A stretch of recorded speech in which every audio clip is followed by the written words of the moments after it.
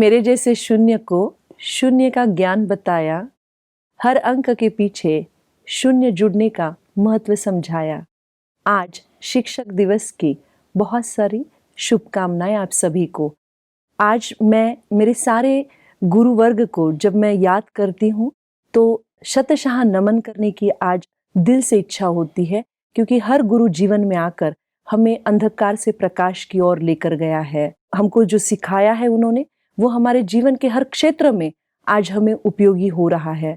तो आज के दिवस पर सभी को शुभकामना के साथ इस एपिसोड की शुरुआत करेंगे। शिक्षक दिवस पर शिक्षक के बदलते हुए मायने, उनका बदलता हुआ रोल, इस पर प्रकाश डालेंगे। हर बार की तरह डॉक्टर सचिन हमारे साथ हैं और आपको सबसे पहले शिक्षक दिवस का बहुत बहुत दिल से नमन, क्योंकि इस प्रोग्राम के जरिए आप एक बहुत अच्छे शिक्षक बनकर सभी को अलग अलग ज्ञान की अंजनी दे रहे हैं, उनको अलग अलग ज्ञान सिखा रहे हैं। इसलिए आपको फिर से नमन।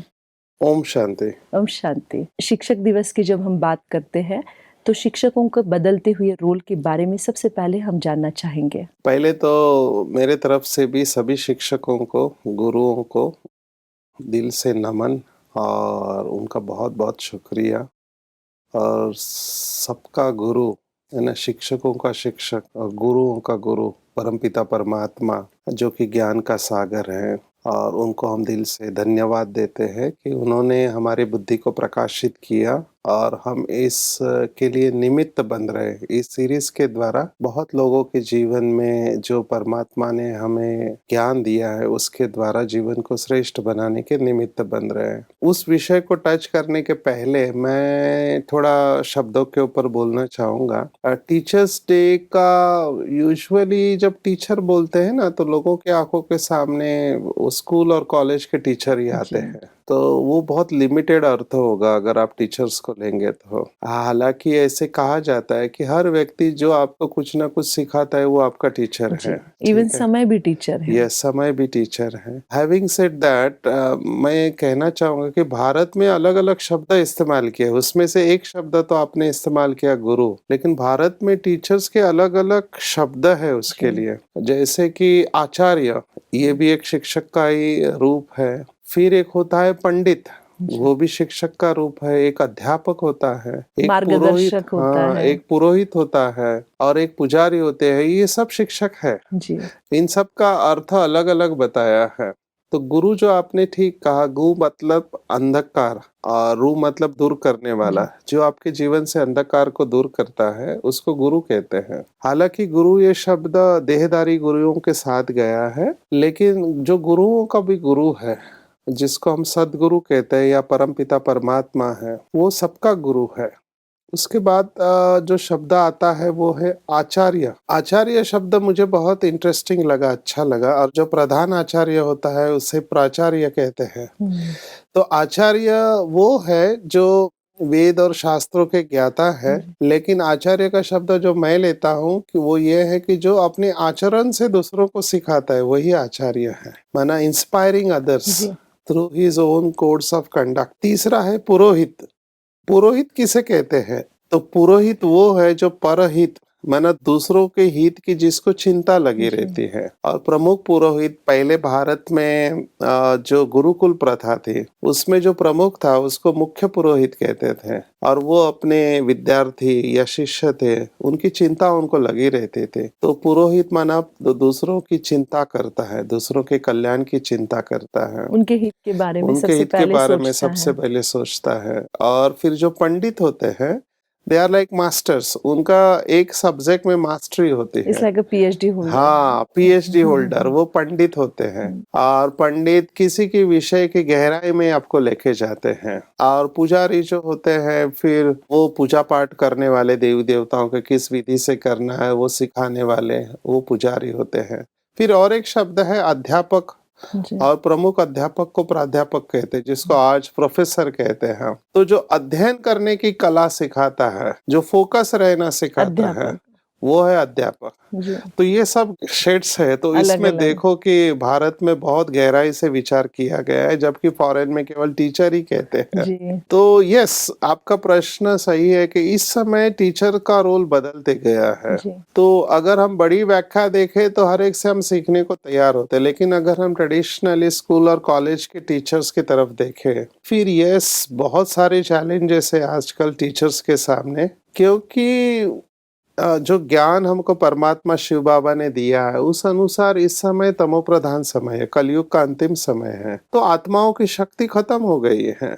हमको भी याद आता है कि हमारे टीचर जब हमको आज भी मिलते हैं तो हम पैरों में झुक जाते हैं, लेकिन आज के बच्चे ऐसे नहीं करेंगे। तो हमने ये देखा है कि बच्चों की वैल्यू सिस्टम बदल गई है इस समय। उसके बहुत सारे कारण हो सकते हैं, सोशल मीडिया का जो प्रभाव है। तो एक रेस्पेक्ट होता था हमारे टीचर्स के प्रति, आज मैं वो रेस्पेक्ट नहीं देख रहा हूँ उतना। एक सवाल अभी बहुत रिसेंट में टीचर्स ट्रेनिंग में जाने का मौका मिला, जब हम टीचर्स को ये सवाल पूछ रहे थे कि क्या प्रॉब्लम्स आज आप फेस कर रहे हैं, तो उसमें मेन जो कारण एक उन्होंने बताया ये कि रेस्पेक्ट नहीं है। हाँ, तो बच्चों से रेस्पेक्ट न मिलने का बहुत सारा ब्रेनस्टॉर्मिंग किया गया कि क्यों हाँ, नहीं है। तो कहीं ना कहीं टीचर्स से ज्यादा इंफॉर्मेशन बच्चे के पास आ गई है। जो टीचर जो सब्जेक्ट सिखा रहा है उससे ज्यादा उसको मालूमात इंटरनेट से मिल रही है। रेस्पेक्ट का एक रीजन ये भी होता है कि आप मेरे से ज्यादा जानते हैं और आपसे मुझे कुछ मिल रहा है, तब मैं अपने आप ही झुकना शुरू करती हूँ।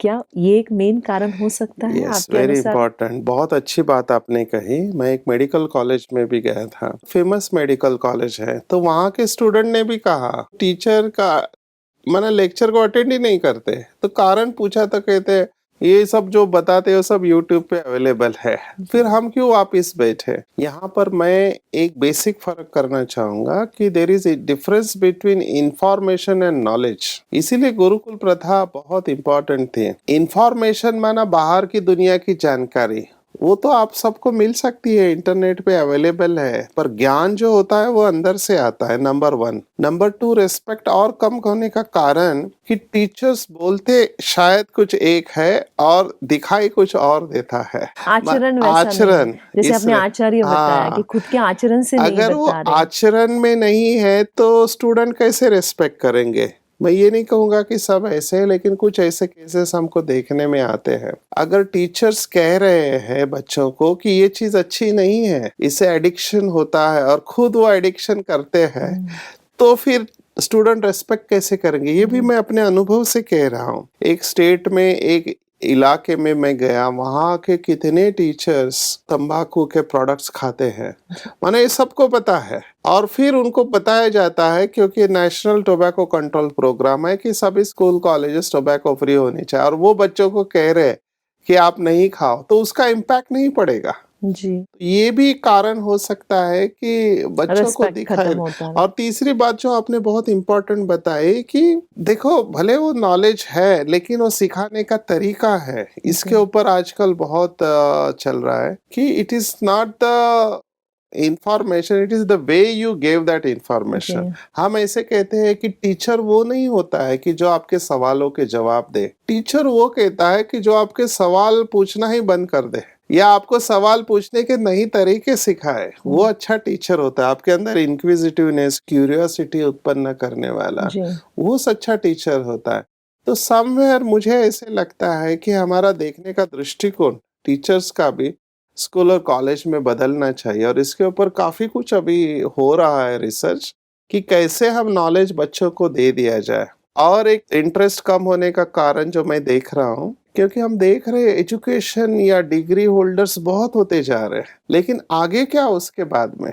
तो एक बहुत इंटरेस्टिंग सवाल ये हमारा चर्चा के दौरान निकला कि क्या हम बच्चों को क्यों का जवाब दे रहे हैं। ब्रिज बनाना है, कैसे बनाना है उसका जवाब तो टीचर दे रहा है, लेकिन क्यों बनाना है उसका जवाब कई बार टीचर को नहीं पता होता है। जी, तो एक मेंटोरशिप का जो रोल है वो बहुत इम्पोर्टेंट है, जिसको हम मार्गदर्शक कहते जी, हैं। तो वही शायद मैं समझती हूँ, उसी को Yes. हम पुराने जमाने में गुरु कहते थे। Yes. जो आपने पहले कहा कि अंधकार से प्रकाश की ओर ले जाने वाला या अंधकार को दूर करने वाला। ये सवाल मन में पैदा होता है बच्चों के कि हमें पढ़ना क्यों है। Yes. तो शिक्षक उसमें कैसे अपनी भूमिका और अच्छे से अदा कर सकता है, क्योंकि वो पूरी एक नई जनरेशन को तैयार कर रहा है। एग्जैक्टली ये बहुत इम्पोर्टेंट बात है। मैं हमेशा मेरे लेक्चर में कहता हूँ कि भारत का जो नागरिक है या विश्व का नागरिक है, वो कहीं पे स्कूल कॉलेज, वो कहीं पे संसद में तैयार नहीं होता है, वो स्कूल कॉलेज में तैयार होता है। तैयार करने वाले होते हैं टीचर। इसमें पेरेंट्स का भी रोल है, टीचर्स का भी रोल है। मैं जो देख रहा हूँ इस समय ज़रूरत है वो माना वैल्यूज़ की है। आप नई नई चीजें सीखते हो, लेकिन उसका यूज करना, कहाँ पे यूज करना चाहिए आपको नहीं पता, तो वही नॉलेज डिस्ट्रॉय कर सकता है, खत्म कर सकता है। तो मुझे ऐसे लगता है कि बच्चों को ज्यादातर वैल्यूज के ऊपर सिखाना चाहिए कि आप ये नॉलेज ले रहे हो, क्योंकि हम देख रहे हैं चारों तरफ कि जो भी क्राइम कर रहे हैं वो पढ़े लिखे लोग कर रहे हैं। जी। माना नॉलेज का इस्तेमाल गलत चीजों के लिए हो रहा है। माना उनको क्यों हो रहा है? क्योंकि उनको लेकिन उनका राइट डायरेक्शन में यूज होने के लिए या तो प्लेटफॉर्म नहीं है, या तो जॉब्स अवेलेबल नहीं है, और उन्हें कंस्ट्रक्टिव वे से उसको कैसे करना है उसके लिए तैयार नहीं किया गया है। इसीलिए वो अनकंस्ट्रक्टिव वे से कर रहे हैं उसको यूज। अगर आप वैल्यू सिखाए जाए ना अच्छी तरह से, गहराई से, Okay. क्योंकि ये हमारे सामने आता है बार बार, हमको यही सवाल पूछा जाता है। वैल्यूज इतने पावरफुल है कि they can sustain you for longer time. हमने पहले भी बहुत सारे सेशन में देखा है कि लॉ ऑफ अट्रैक्शन काम करता है। अगर आप अंदर से भरपूर है तो आपको किसी चीज की कमी नहीं होगी। एक टीचर जो होता है ना, आपको सिखाता है कि चीजों को कैसे एक्वायर किया जाए, बाहर की चीजों को। पर जो गुरु होता है वो आपको बताता है कि ये चीज आपके पास है और आपको इसका कोई जरूरत नहीं, तो इसको छोड़ देना चाहिए। इसलिए गुरु हमेशा ऊपर की लेवल पर होता एक है। एक्सपीरियंस के बेस पर मुझे लगता है गुरु आपको बहुत अच्छा मार्गदर्शक बनकर काम करते हैं। मुझे इस समय ऐसे लगता है कि हमको डिग्री से ज्यादा जीवन में मूल्यों की ज्यादा आवश्यकता है। जी। क्योंकि डिग्री वाले बहुत है लेकिन मूल्य वाले कम लोग होते जा रहे हैं। और मैं इसलिए बार बार कह रहा हूँ, हमेशा ये हमारा भी वैल्यूज बेस्ड एजुकेशन की डिग्री चलती है, बीए वैल्यूज हमारे यशवंतराव चौहान ओपन यूनिवर्सिटी के साथ है या अन्नामला यूनिवर्सिटी के साथ है। तो मैं उनसे एक ही सवाल पूछता हूँ, आप यहाँ डिग्री लेने के लिए आए कि जीवन को वैल्यूएबल बनाने के लिए आए हैं? जी। अभी हम क्या सोचते हैं कि बाहर की चीजें, वस्तुएं हमारे जीवन को सुखी बनाएंगे, लेकिन वैसा नहीं है। हमको सुखी बनाने वाले वैल्यूज है, ना कि वस्तुएं। जिस दिन हमको ये समझ में आ जाएगा, क्योंकि मैं ये क्यों कह रहा हूँ, क्योंकि over a period of years हमने क्या देखा कि हमारा क्वालिटी ऑफ लाइफ अच्छा होते जा रहा है, इनकम लोगों का कंपैरेटिवली बढ़ते जा रहा है। इसलिए हम जो बीमारियां इस समय देख रहे हैं वो लाइफस्टाइल के डिसऑर्डर्स है। पहले इतना नहीं था, लेकिन लाइफस्टाइल डिसऑर्डर्स इतने नहीं थे, हम कंपैरेटिवली बहुत सुखी थे। अभी ज्यादा चीजें आने के बाद भी हम सुखी नहीं है, डिप्रेशन बढ़ता जा रहा है। ये क्यों हो रहा है? क्योंकि हमने ये समझा कि सुविधा और सुख को हमने एक समझा। नहीं, बिल्कुल आपने सही कहा। लेकिन हर इंसान को सस्टेन करने के लिए, अपने आप को, अपनी फैमिली को सस्टेन करने के लिए कुछ हद तक तो उसको जरूरत है जो कि अपने पेट को चला सके। जी तो तब वो ये करते समय दोनों का बैलेंस कैसे रख पाए, जी ये तो समझ में आ रहा है कि ठीक है, सुख के साधन मुझे सुख नहीं दे रहे हैं, लेकिन फिर भी कुछ साधनों की आवश्यकता इंसान को है चलाने के लिए अपने जीवन को। अगर वो खुद सिंपल रहे, लेकिन घर वाले सिंपल रहने नहीं देते हैं, सोसाइटी कई बार रहने नहीं देती है, यानी टारगेट से किसी न किसी रीति से आपको दिया जाता है दबाव। ऐसे समय में मूल्यों को यूज करते समय अपने को सस्टेन कैसे करें? क्योंकि एक बहुत इंपॉर्टेंट मुझे यहाँ पे इसलिए लग रहा, परसों ही किसी का फोन आया मुझे और उन्होंने बहुत सुंदर बात कही कि यूनिवर्सिटी, फॉरेन यूनिवर्सिटी का कोई एप्लीकेशन कर रहा था वो अपने बेटे का। उसमें क्वेश्चन था कि जो डिग्री के लिए आप अभी एडमिशन ले रहे हो वो कंप्लीट जब होगी तब उसमें जॉब्स अगर नहीं है तो आपका नेक्स्ट प्लान क्या है? ये फॉरेन यूनिवर्सिटी में क्वेश्चन था एप्लीकेशन के अंदर ही, क्योंकि पूरी लाइफ आप जिस डिग्री के लिए दे रहे हो वो बाद में नहीं होगा आपके साथ, आप उसमें जॉब ही नहीं कर पाएंगे। तब केवल वैल्यू आपको सस्टेन कर सकती है मेंटली, इमोशनली, और जो आपका हॉबी या पैशन है वो आपको शायद कुछ लाइवलीहुड करने के लिए काम आएगा। ये विचार पूरे वर्ल्ड में चल रहा है, क्योंकि अभी क्या है कि हम सब जानते हैं कि वर्ल्ड जो है एक global village in living room बन गया है। माना एक कंट्री का इकोनॉमी दूसरे कंट्री के ऊपर डिपेंडेंट है, एक दूसरे को अफेक्ट करते हैं। तो एक बेसिक प्रिंसिपल हम ध्यान में रखते हैं, जिसको गवर्नमेंट ऑफ इंडिया ने भी चालू किया, उसको कहते हैं कौशल विकास, स्किल स्किल डेवलपमेंट, स्किल हाँ, एजुकेशन। स्किल्स को सिखाया जाना चाहिए। जी, क्योंकि आपके पास डिग्री है पर स्किल नहीं तो उसका कोई मतलब नहीं है। तो स्किल के हिसाब से आपको जाना चाहिए, वैल्यू और स्किल। नंबर 1। हाँ, जी, और नंबर 2 एक और सस्टेन करने की बात जब आती है, वॉरेन बफेट है, ये टॉप 3 रिचेस्ट पर्सन में आता है। इन्होंने बहुत सारा इन्वेस्ट किया स्टॉक मार्केट में, तो उनको बहुत इंटेलिजेंट फाइनेंशियल एडवाइजर कहा जाता है। तो उन्होंने कहा हमेशा आपकी 2-3 लाइफ लाइन होनी चाहिए सस्टेन करने के लिए। तो यही सवाल वहां पे पूछ रही है, क्यों जरूरी है? क्योंकि अमेरिका इस समय सबसे रिच कंट्री है। अगर हम सस्टेनेबिलिटी की बात करें कि मैं अपने जीवन में अपने आप को कैसे चला पाऊं, तो अमेरिका में बहुत बार ऐसा हुआ है कि इकोनॉमी बहुत अच्छी और सडनली नीचे चली गई। जी, तो नीचे जाने के बाद बहुत केओस होता है, जी, और तभी होता है जब आप एक ही चीज के ऊपर डिपेंडेंट है। जैसे आईटी, आपने केवल आईटी को अपना आधार बनाया, दूसरे आपके नहीं है जो प्रश्न पूछा जी, गया जी। था, तो उस समय फिर प्रॉब्लम आ सकता है, क्योंकि आपका आधार पूरा चला गया और आप दूसरा कुछ नहीं कर पा रहे, है तो ना? यहाँ पे शिक्षक को बहुत इम्पोर्टेंट है ये गाइडेंस करना। यस, और पहले के जमाने में गुरुकुल में ना सब विद्याएं सिखाई जी, जाती थी। यहाँ जी। पे मुझे ये कनेक्ट करने का हो रहा है, सभी विद्याएं, इसलिए वो कितनी 64 कला और 16 विद्याएं, पता नहीं बहुत बहुत सारी सारी चीजें विद्याएं सिखाई जाती थी। उसका मुझे लगता है पर्पस ये है कि आपके पास 2-3 विशेषता इस समय तो होनी चाहिए, क्योंकि मार्केट जो है इस समय का बहुत वॉलेटाइल है, बदलता जी, रहता है। कौन सी इंडस्ट्री कब कैसे चली जाएगी हमको नहीं पता। हम सब देखते हैं कैलकुलेटर था, पर जब से मोबाइल आया कितनी सारी इंडस्ट्री बंद हो जी। गई। माना घड़ी बंद हो गई, या फिर कैलकुलेटर बंद हो गया है, बहुत सारी चीजें एक मोबाइल के डिवाइस में सब आ गया है। तो ऐसे बहुत कुछ आगे होने के लिए आपको वो विजुअलाइज करना पड़ता है। तो टीचर्स को हमको ये सिखाना चाहिए, मुझे ऐसे लगता है, थ्रू पॉलिसीज की देखना चाहिए कि 2-3 विशेषता इस व्यक्ति में कैसे डेवलप हो, एक ही के ऊपर डिपेंडेंट न रहे, और वहीं पे एक कौशल विकास आता है। एक बहुत महत्वपूर्ण प्रश्न मैं आपको पूछना चाहूंगी, क्योंकि पहले लोग गुरु भी हर किसी को नहीं करते थे। यस, देख के गुरु, देख के शिक्षक हम चूज करते थे, स्पेशली गुरु। और जब आप ज्ञान सागर परमात्मा की बात हर बार करते हैं कि वो सदगुरु हैं, गुरुओं के भी गुरु है, टीचर के भी टीचर है, तो क्या हम जब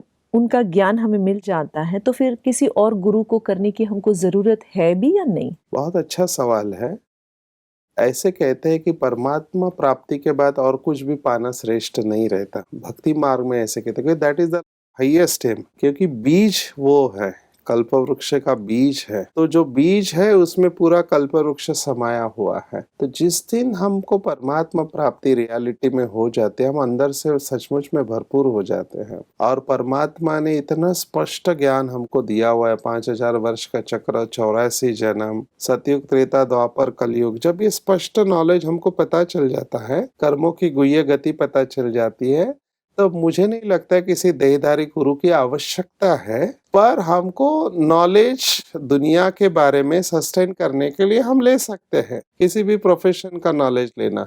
लेकिन अल्टीमेटली जो नॉलेज हम स्कूल और कॉलेज में लेते हैं वो इस जन्म के लिए है। जैसे अभी हम इस जन्म में हैं, तो हमको पिछले जन्म में क्या सीखा हमको याद नहीं है। तो जो स्कूल कॉलेज में हमको नॉलेज मिलता है वो एक जन्म के लिए मिलता है। जैसे मैं अपना अनुभव सुनाता हूँ, मैंने एमबीबीएस किया, मेडिकल का नॉलेज लिया। अभी मैं प्रैक्टिस करने जाने के बाद मेरा गारंटी नहीं कि पेशेंट आएगा नहीं। So that knowledge also may not sustain me for a longer time, है ना। तो मैं सोच रहा था कि ये एक जन्म का नॉलेज भी हमारे अगले जन्म में नहीं जाता है। अगले जन्म में मुझे फिर से एबीसीडी से चालू करना है। लेकिन ये स्पिरिचुअल नॉलेज जो है, ये आपका जन्म जन्मांतर साथ में जाता है संस्कारों के रूप में। मेरा खुद का अनुभव मैं देखता हूँ कि भगवत गीता संस्कृत है, मुझे बहुत टफ लगता था, लेकिन जब मैंने स्टडी करना चालू किया, ऐसे लगा कि मैंने बहुत बार इसको पढ़ा है, पहले भी पढ़ा हुआ है। और अभी 300 श्लोक मैंने बाहर करने की कोशिश की, याद हो गए मुझे चैप्टर के साथ। तो ये इस जन्म का नहीं है, ऐसे मुझे लगता है ना, पिछले जन्म का कैरी फॉरवर्ड हुआ है। नहीं तो इस जन्म में अपना जीवन परमात्मा को सौंपना, ये भी मेरा डिसीजन किस आधार पर हो सकता है, जबकि इस जन्म में इतना भक्ति नहीं किया जितने के लोग भक्ति करते हैं। जी। घर में वायुमंडल था तो उसमें चलते थे, लेकिन इतना दिल से नहीं, और भगवान को परमात्मा कहते ये भी मुझे पता नहीं था। ऐसे व्यक्ति को परमात्मा यूज कर रहा है, ये पिछले जन्म के कुछ कर्म है। इसीलिए ये आध्यात्मिक नॉलेज है, ईश्वरीय नॉलेज, मुझे ऐसे लगता है कि आपको सभी बंधनों से मुक्त कर देता है। और जहां पर ईश्वरीय ज्ञान धन है, वहां बाकी के धन अपने आप आ जाते हैं। ऐसे परमात्मा शिव भगवान वाच है। और मैं यही लॉ ऑफ अट्रैक्शन का फिर से कहूंगा, जब अंदर से आप कॉन्फिडेंट होते हैं, अंदर से आप तृप्त होते हैं, अंदर से आप भरपूर होते हैं ना, तो प्रकृति भी आपकी दासी बन जाती है। आपको कभी किसी चीज की कमी नहीं पड़ेंगे। अच्छा। जहाँ पे दुआओं का खजाना है, दुआएं आपको मिलती है, क्योंकि ईश्वरीय ज्ञान से क्या होता है, आपके कर्म श्रेष्ठ होने लगते हैं और आप दुआ लेने लगते हो, किसी को दुख नहीं देंगे। तो जब आप दूसरों को सुख देना चालू करते हैं, तो वो नियम है इटर्नल कि आपके पास सुख आना ही है और आपको कभी किसी चीजों की कमी नहीं पड़ेगी। 2 वक्त की रोटी तो जरूर मिलेंगे, रहने को घर भी मिलेगा। तो हमारा मुझे बेसिक ऐसे सस्टेनेंस लगता है, होता है। यस। सो बेसिक सस्टेनेंस की जो आप बात कर रहे हैं, वो सब मैं फिर से कहना चाहूंगा टीचर्स डे पे, कि हम अपने आप को पहचाने कि हम कौन है, हमारा पर्पस क्या है। क्योंकि ये स्कूल कॉलेज में अभी आ रहा है, पहले नहीं था। मैंने स्कूल में केवल वो किताबों का ज्ञान दिया जाता था, लेकिन आज हम कहते हैं IQ के साथ EQ और SQ चाहिए। SQ is what, purpose of life, आप क्यों जी रहे हैं, जो आपने सवाल पूछा। ये आज वेस्टर्न के साइंटिस्ट कह रहे हैं कि स्पिरिचुअल इंटेलिजेंस होना चाहिए। ये क्यों उनको रियलाइज हो रहा है, क्योंकि उन्होंने पूरा अनुभव कर चुके हैं, वो इंद्रियों का सुख देख चुके हैं, फिर भी खालीपन है। तो ये खालीपन केवल ईश्वरीय ज्ञान से दूर हो सकता है। इसलिए मैं कहता हूँ कि लौकिक टीचर होते हैं, स्कूल कॉलेज के टीचर, वो आपको दुनिया का नॉलेज दिखाएंगे, है ना, वो आपके माइंड को शार्पन करेंगे। पर माइंडलेस कैसे बनना या माइंड के ऊपर मास्टरी कैसे लाना, ये आपको गुरु ही बता सकता है। और वहां पे राजयोग आपको मदद करता है। तो लौकिक टीचर आपको एक इनकम, दुनिया में रहते हुए कमाई करना सिखाता है, और जो गुरु या सदगुरु परमात्मा है, वो आपको 21 जन्मों की कमाई करना सिखाता है। तो बहुत डिसीजन सुंदर। आपको लेना है। नहीं, बहुत अच्छी बात। आज शिक्षक दिवस पर फिर से मैं ये जरूर दर्शकों को भी रिमाइंड करना चाहूंगी कि सदगुरु परमात्मा है, लेकिन निमित्त बनकर, या आप कहीं ना कहीं एक हम कहेंगे कि बीच का ब्रिज बनकर उनका ज्ञान अधिक स्पष्ट रूप से और अलग अलग रीति से हमें समझ में आए। इस तरह से आप कम से कम मेरे ख्याल से 200 से ज्यादा एपिसोड्स में आपने हमको जो ज्ञान दिया है, फिर से आपको शतशः नमन। ओम शांति। ओम शांति। दोस्तों, कहते हैं शिक्षक और सड़क ये दोनों बिल्कुल एक जैसे हैं। वो जहाँ हैं वो वहीं पर रहते, लेकिन वो अनेकों को रास्ता बताते हैं। तो ऐसी भूमिका बहुत इम्पोर्टेंट शिक्षक दिवस की आज हमने देखी। और डॉक्टर सचिन ने शिक्षक, अध्यापक, उसके बाद पंडित, गुरु, इन सब के जो अर्थ बताए हैं वो बेहद खूबसूरत है। हम फिर से अपने बच्चों को एक शिक्षक बनकर माता पिता के साथ ही बहुत सुंदर फिर से एक गुरु जैसी अगर शिक्षा देंगे तो आने वाली पीढ़ी सशक्त बनकर खड़ी हो सकती है। शिक्षक दिवस की आप सभी को फिर से बहुत बहुत शुभकामनाएं। नमस्ते।